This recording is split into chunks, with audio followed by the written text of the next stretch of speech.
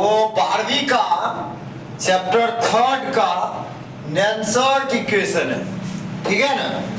अब नैनसर्ट इक्वेशन में हम लोग यह जानेंगे कि नैनसर्ट इक्वेशन क्या होता है और आखिर में एक फॉर्मूला हम निकाल कर तैयार करेंगे जिस फॉर्मूले को मैं कह दूंगा नैनसर्ट इक्वेशन, ठीक है ना। और बड़ा ही आसान है और आप ध्यान से देखिएगा, इन चीजों को ध्यान समझ जाइएगा। हम मान लेते हैं एक सेल है हमारा और उस सेल में वह सेल जो है उत्क्रमणीय अभिक्रिया होती है। मान लेते हैं एक सेल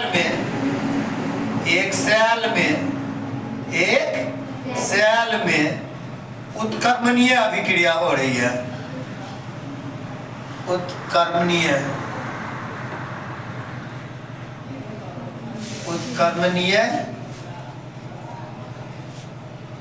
अभिक्रिया होती है।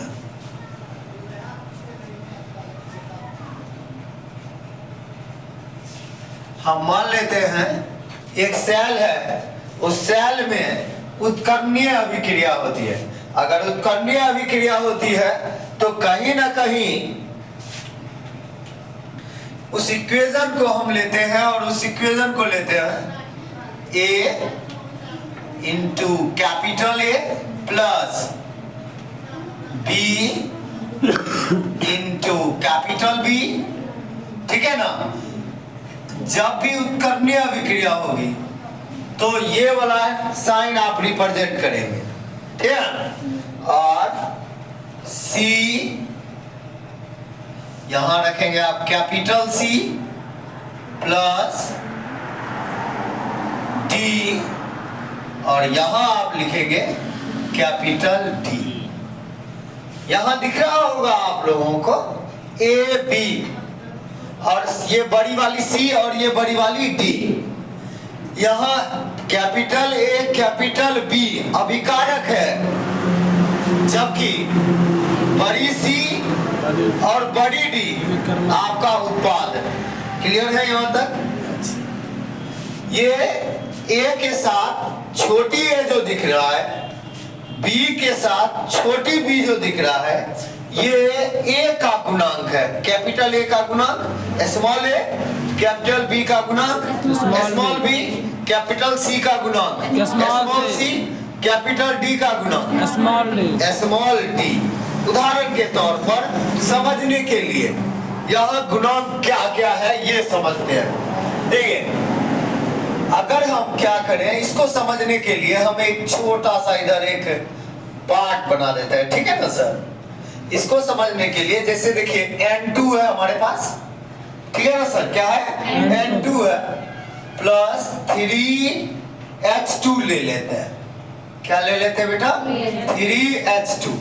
और ये हमें उत्पाद के रूप में 2NH3 दे रहा है।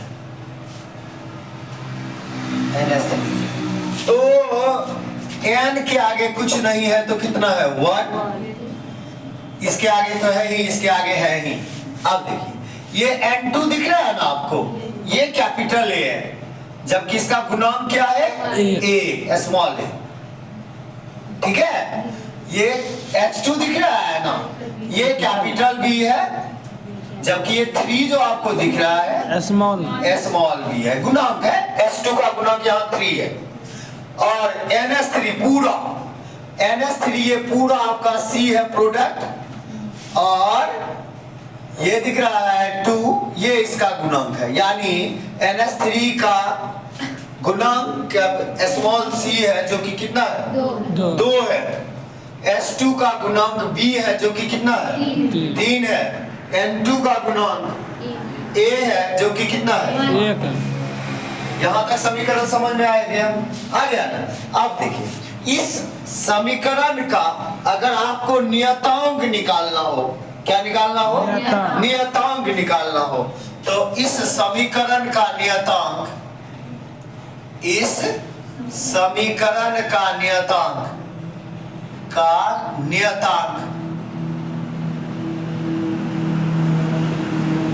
को हम Q कहेंगे और Q बराबर होगा छोटी रानी, देखिए उत्पाद कौन कौन है हमारे पास, C और D। तो उत्पाद लिखेंगे कुछ इस तरह, Q बराबर उत्पाद ऊपर रहेगा C, इसका गुणक कितना है, छोटी सी स्मॉल सी पावर में रहेगा, ठीक है ना सर। इन स्मॉल सी क्या रहेगा, पावर में रहेगा, इनटू कैपिटल डी, इसका स्मॉल सी क्या होगा, स्मॉल डी पावर में रहेगा, स्मॉल डी पावर में होगा, बटा कर दीजिएगा आप लोग, ठीक है। अब अभिकारक कौन कौन है, ए और बी है, तो आप दीजिएगा अभिकारक ए,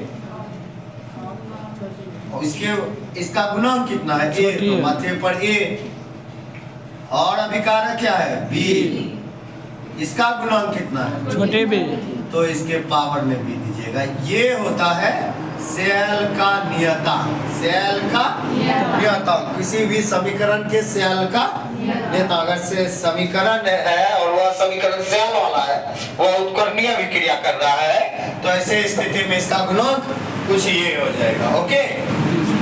अब देखिए सर, ऊष्मागति के सूत्र से गिब्स ऊर्जा का फॉर्मूला होता है, याद रखिएगा, ऊष्मागतिकी के सूत्र से, ऊष्मागतिकी के सूत्र से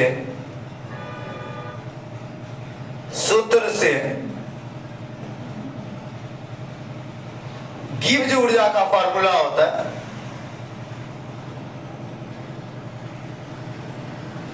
गिब्स ऊर्जा का सूत्र होता है डेल्टा जी को गिब्स ऊर्जा कहते हैं, क्या कहते हैं, डेल्टा जी।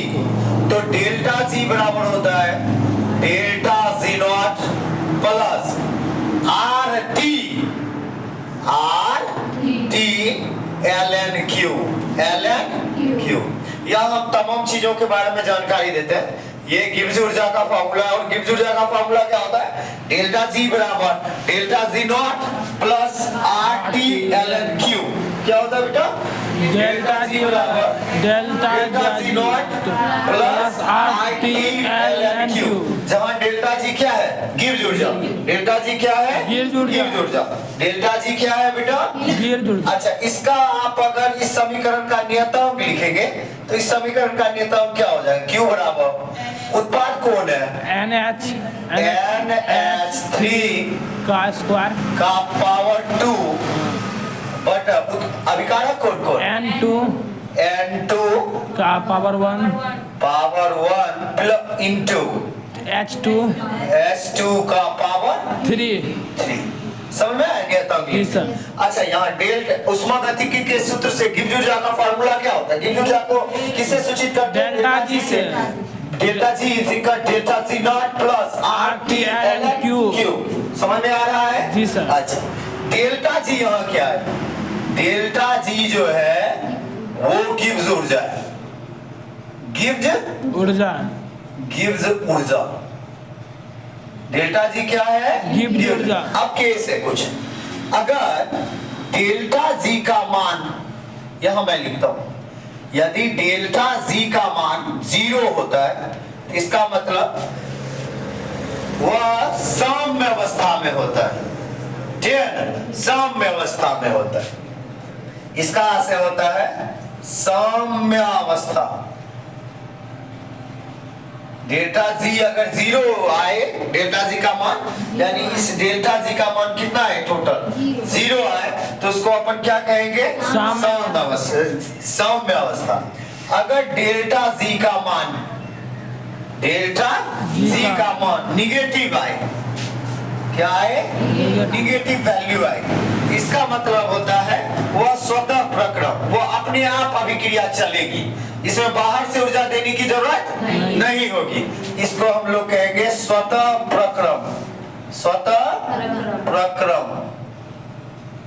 ठीक है ना, यानी इसमें बाहर से ऊर्जा देने की जरूरत नहीं पड़ेगी। कब, जब डेल्टा जी का मान निगेटिव है। अब जब डेल्टा जी का मान पॉजिटिव आ जाए, क्या है बेटा, पॉजिटिव आए, तो इसको कहेंगे असतः प्रक्रम, ये इसका आशय है, इसका आशय है डेल्टा जी का मान अगर पॉजिटिव आए तो असतः प्रक्रम का आशय होता है कि उस इक्वेशन को चलाने के लिए हमको बाहर से एनर्जी देना होगा। यहां तक क्लियर है? क्लियर है? क्लियर है ना? आप देखिए, आपके पास तीन चार चीजें हैं, delta G naught, R, T, है ना सर? एल क्यू, यही है ना? अब हम बात कर रहे थे delta G not. Delta G not जो है, डेल्टा जी नॉट मानक गिब्स ऊर्जा है, और मानक जब भी कहें तो टेम्परेचर कितना होना चाहिए? 298 केल्विन का टेम्परेचर होना चाहिए। ठीक है, इसको क्या कहेंगे? मानक गिब्स ऊर्जा। क्या कहेंगे बेटा? मानक गिब्स ऊर्जा। ऊर्जा। यहां तक हो गया। आर दिख रहा है ना आपको? आर दिख रहा है ना? नियतांक किसको कहेंगे? क्या कहेंगे? आर क्या होता है? नियतांक होता है। क्या होता है? नियतांक। आर क्या होता है बेटा? नियतांक। और इसकी वैल्यू जो होती है 0.00821 होती है। 0.0821 ना, 0.0821 होती है। टी टेम्परेचर होता है, तापमान। सॉरी, तापमान। अगर तापमान की बात करें, चूंकि स्टैंडर्ड है इसीलिए तापमान को हम कितना रखेंगे? 298 केल्विन। 298 केल्विन। यहां तक कोई दिक्कत है? अच्छा, एल क्यू का आशय होता है बेटा log E base Q. ln Q का आशय क्या होता है? log E base Q. अगर E को 10 में लाना है, E को किस में लाना है? 10 बेस में लाना है, तो इसका आशय होता है आप इसको 2.303 से मल्टीपल करेंगे और log 10 बेस क्यू रखेंगे। ठीक है ना? यहां तक कोई दिक्कत है ना? 10 को भी बदल लिए हैं ना? समझ में आ रहा है कि नहीं आ रहा है? आ रहा है ना सर? अच्छा, यहां तक हो चुका है। इस इक्वेशन को मान लेते हैं 1। ये सारी घटनाएं इससे जो रिलेटेड थी वहां मैंने रख दी है।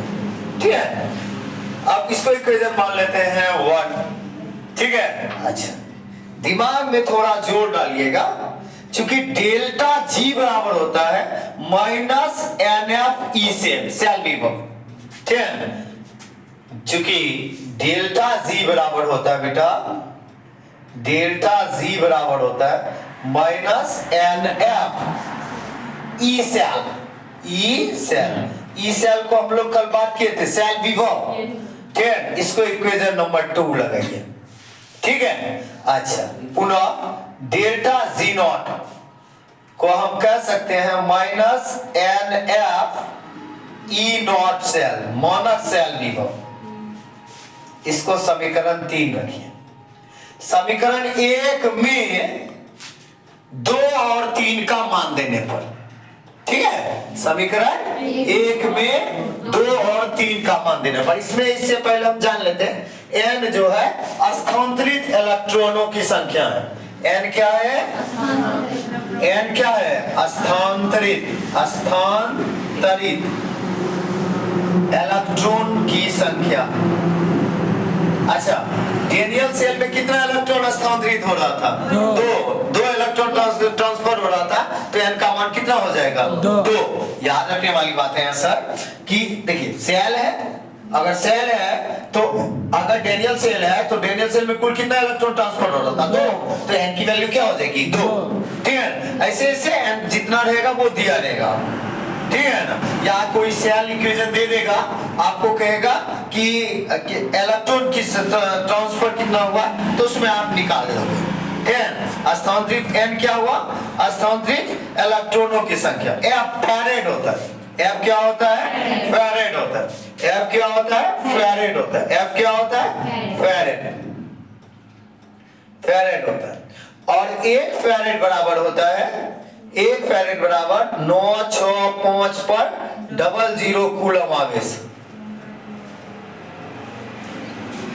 1 फैरेड का मान कितना होता है? 965.00 कूलम आवेश, ठीक है ना? अच्छा, ई सेल बराबर क्या होता है? ई सेल याद रखिएगा, ई सेल विभव होता था ना, और ई सेल क्या होता था? ई रैड घटा माइनस ईऑक्स होता था ना। जी सर। इसी को क्या कहते थे? सेल विभव। क्या कहते थे बेटा? सेल विभव। सेल विभव। और इनॉट सेल भी है क्या? मानक सेल विभव। याद है ना आप लोगों को, कल पढ़ाए थे इसको। ई नॉट रैड घटा ई नॉट ऑक्स, है ना? इसको क्या कहेंगे? मानक सेल विभव, मानक सेल विभव, ठीक है। अब देखिए, यहां देखिए, ये तमाम घटनाएं इससे जो रिलेटेड था हमने वहां लिख दिया है। आप देखिए, समीकरण 1 में समीकरण 2 और 3 का मान देने पर, समीकरण 1 में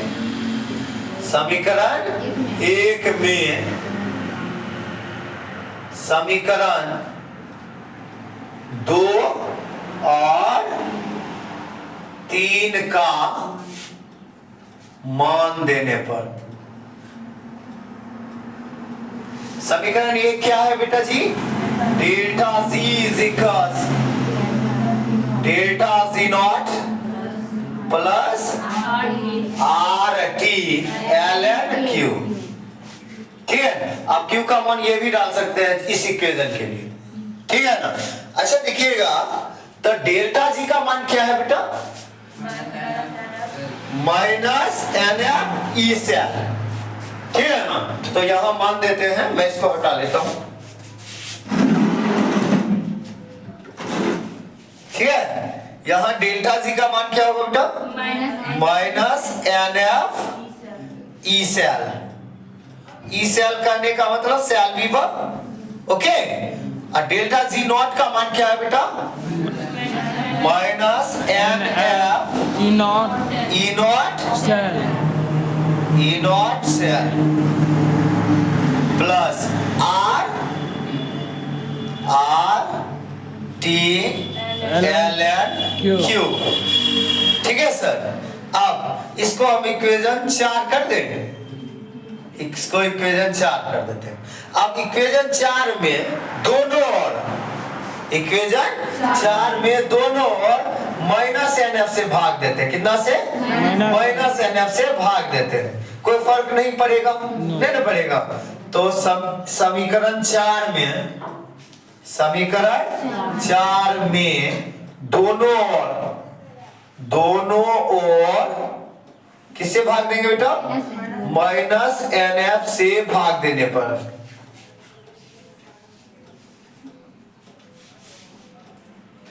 तो देखिए सर, समीकरण 4 यही है, minus N F E cell बटे माइनस एन एफ, ओके। फिर minus N F E not cell बटे minus N F plus R T L N Q बटे माइनस एन एफ। यहां तक हो गया। अब देखिए क्या करने वाले हैं, कुछ कटेगा क्या sir? N F minus N F cut जाएगा और यहां क्या बचेगा? केवल ई सेल। तो ई सेल बराबर हो जाएगा, यहां भी माइनस एन एफ खत्म, E not cell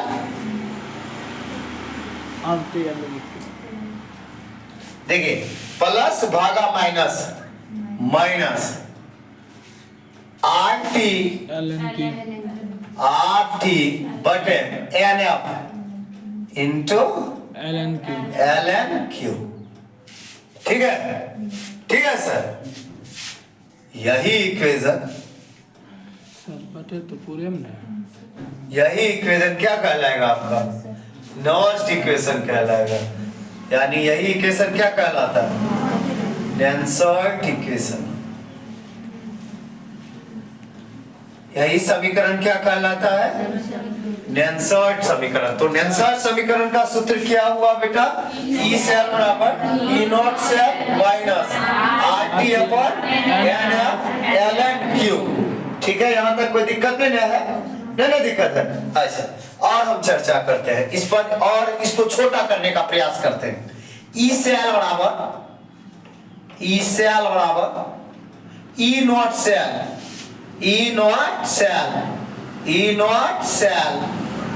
cell minus are जो कि नियतांक है, और आर का मान कितना है? 0.0821 यही ना? मल्टीपल टेम्परेचर कितना है? 298 केल्विन।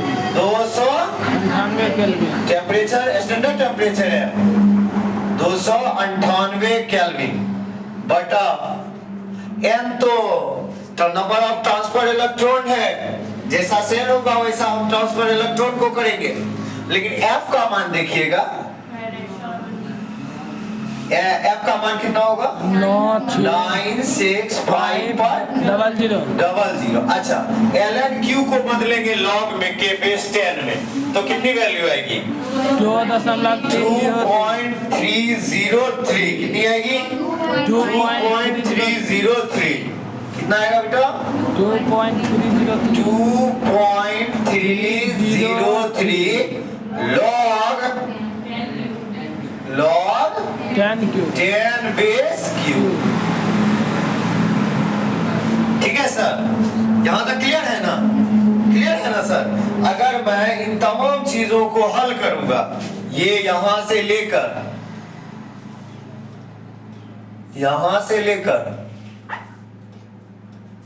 यहां तक को हल करूंगा, यहां तक को हल करूंगा, तो इसकी वैल्यू जो होगी वो होगी, इसकी वैल्यू 0.0591। कितना होगा? 0.0591। कितना होगा? 0.0591। इन तमाम वैल्यू को आप डील करेंगे तब, ठीक है? बटे क्या हो जाएगा? n और log 10 base q, okay, minus E not cell बराबर ई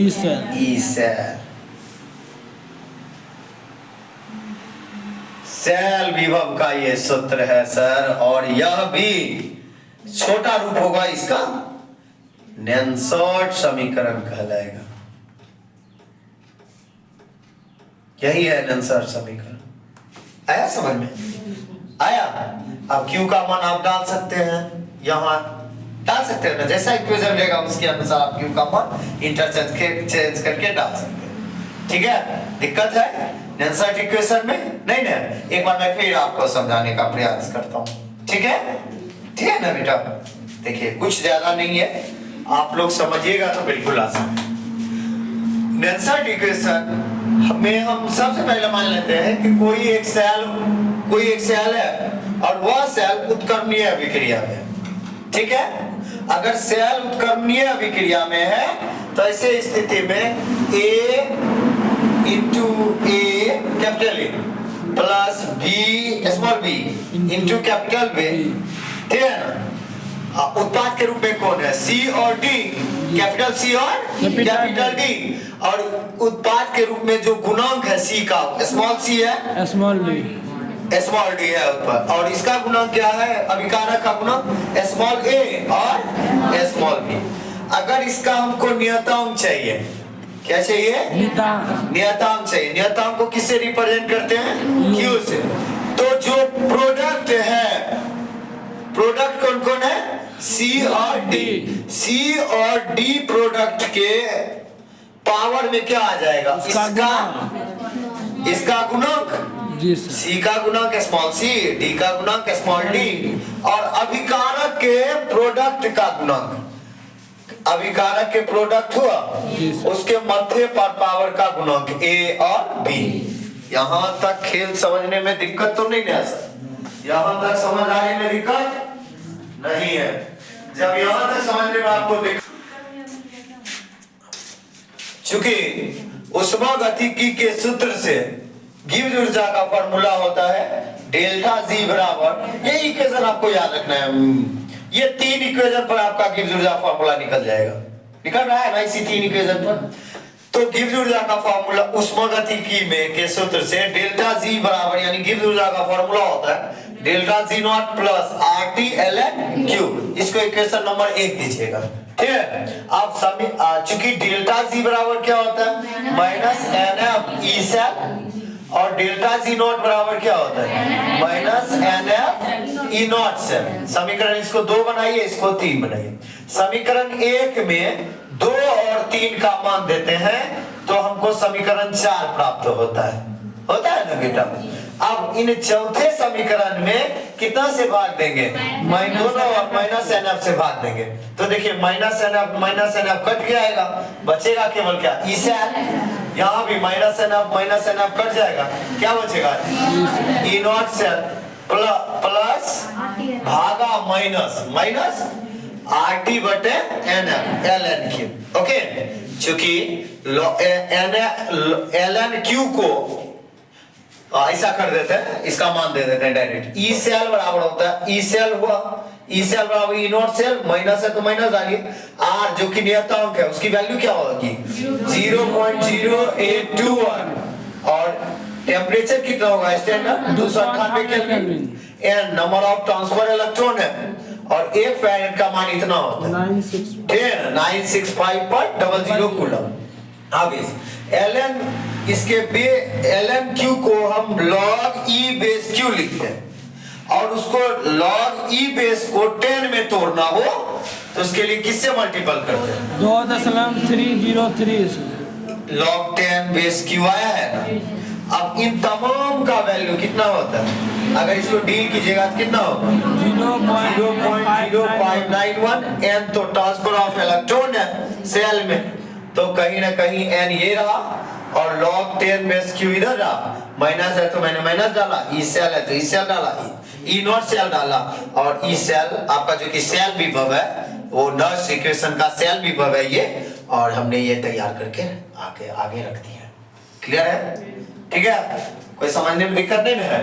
नॉस्ट इक्वेशन बहुत इंपॉर्टेंट है आपके एग्जाम के व्यू से, और बिल्कुल मैंने आसानी भाषा में जनरेट करके दे दिया है सर, बिल्कुल आसान में। आप देखने जाइएगा तो बिल्कुल आसान है ये सर, ठीक है ना। इतना आसान आपको बुक में भी नहीं मिलेगा सर, ठीक है ना। तो ये दिमाग में रखिए कि ये आने वाले प्रश्न है, बहुत इंपॉर्टेंट है सर नॉस्ट इक्वेशन, ठीक है ना। मोस्ट भी है ये, अक्सर ये आते हैं प्रश्न सर, एक साल बाद छोड़ के एक साल बाद छोड़ के एक साल आते रहेंगे। 3 नंबर या 5 नंबर के लिए हमेशा गारंटेड प्रश्न होता है, ठीक है। कौन नॉस्ट इक्वेशन, ठीक है। आने वाले वीडियो में मैं आपको इसका न्यूमेरिकल भी बताऊंगा, ठीक है ना, इसका न्यूमेरिकल भी बताऊंगा, ठीक है ना। तो फिलहाल इसको आप लोग क्या करेंगे, उतार लेंगे, ठीक है।